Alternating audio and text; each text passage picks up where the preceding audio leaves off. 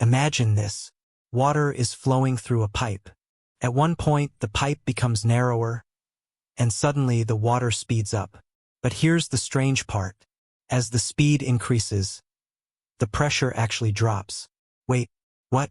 Why would faster flow have lower pressure? This is exactly what Bernoulli's equation explains. And in the next few minutes, you'll understand it so clearly you won't forget it. Even in your exam. Bernoulli's equation is one of the most important ideas in fluid mechanics. Connects three things: pressure, velocity, and height, and it tells us how energy is conserved in a flowing fluid. Here's the key idea. Energy in a fluid doesn't disappear. It just changes form. Think of it like money. You can have money in your pocket, money in the bank, or money invested. Different forms, but still your money. In fluids, energy also has three forms: pressure energy, kinetic energy, and potential energy. Now here is the formula. P plus half rho V squared plus rho GH equals a constant. Let's break it down simply. P is pressure energy. Half rho V squared is energy due to motion from the velocity of the fluid. Rho GH is energy due to height. Add them together, and they stay constant along a streamline.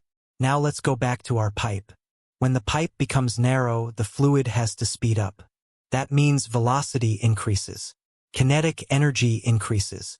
But total energy must stay the same. So something has to decrease. That something is pressure. That is why higher speed means lower pressure. This is not just theory. It happens everywhere. Airplane wings. Air moves faster over the top. Lower pressure. Lift is created. Spray bottles. Fast-moving air reduces pressure and pulls liquid up. Even your shower curtain. Water flow creates pressure differences that pull it inward. And in car engines, carburetors use fast air through a narrow throat to pull fuel in automatically. No pump needed. Just Bernoulli.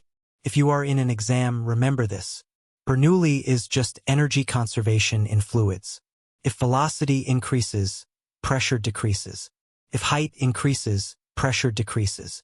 Everything is balancing energy. But be careful. Bernoulli's equation works only when the flow is steady, the fluid is incompressible, and there is no energy loss from friction. If these conditions are not met, the equation becomes less accurate. So in one line, Bernoulli's equation says the total energy of a fluid stays constant as it flows.